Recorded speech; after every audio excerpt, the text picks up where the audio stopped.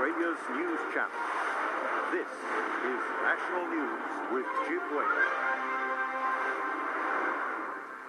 Good evening. A preliminary report into the grounding of a Chinese coal carrier on the Great Barrier Reef has found fatigue may have been a factor.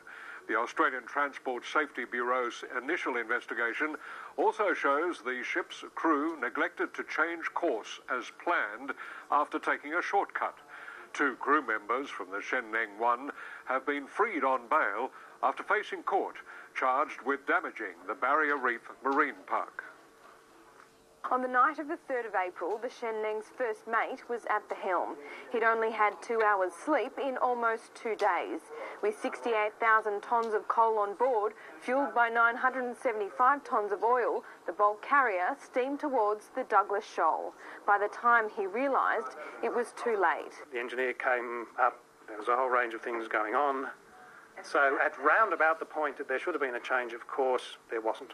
A preliminary report has confirmed the Shen Neng did take a shortcut from the original course, but planned to remain inside shipping lanes.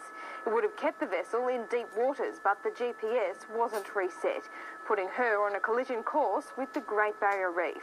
The first mate had only been working for the company for 1 month. He'd never navigated through this area. The water was just 11 metres deep when she hit rock bottom.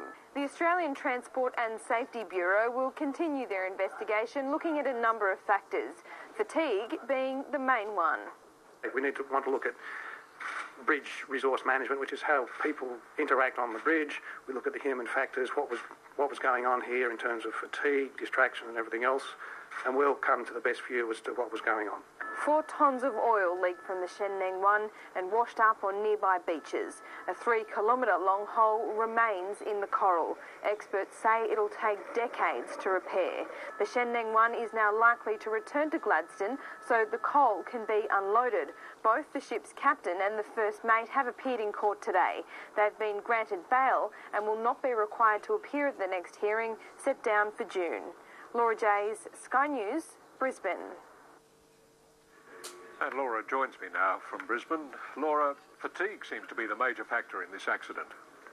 It certainly was, Jim. In this case, it seems as though it led to a series of bad mistakes and some poor decisions. Now, the captain was taking probably a well-earned break at the time that this Shen Neng ran aground, so at the helm was the first mate. Now, he was exhausted. He'd hardly slept in the last 2 days. In fact, only 2.5 hours in the last 37. As we just heard there, he'd never really navigated through this part of the reef. He'd only been working with the company for a month. Not only that, he was also on duty the night before, supervising 68,000 tonnes of coal being loaded onto the Shen Neng 1. So the first the captain knew about this grounding is when he felt the shudder from his cabin below, Jim.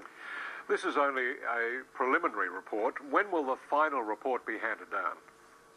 Well, it's weeks from now. The investigation will continue. Of course, they'll be looking at that issue of fatigue, but they'll also be looking at a number of other things, including safety mechanisms, how they were used on board the Shen Neng 1, and also incident response time. It took the captain and the crew around an hour and a half to alert Australian authorities. Now, the Australian Transport and Safety Bureau will determine whether that was a reasonable amount of time or not. Can we expect any changes to be made, any improvements after the full results of this report are revealed? Well, Jim, this may just turn out to be the near disaster that prompts change in this area of shipping. Now, it's already thought that when this final report is handed down, we should get some recommendations out of it and a few changes in the shipping laws. And now it's being talked about in the last few weeks whether a marine pilot on board should be compulsory in navigating through this part of the reef. So that would be interesting to see. Also, just how this environment and ships in this environment are monitored. Now, this became as a real wake-up call, not just for the state government, but the federal government as well. It came at a time where coal exports and LNG has boomed in Queensland, and I guess it just highlights the risk that increased traffic, shipping traffic in this area will have for this pristine environment, and no one wants to see something like this happen again, and it could have been a lot worse, Jim. All right, Laura, we'll leave it there. Laura Jays in Brisbane, thank you very much. Thanks, Jim.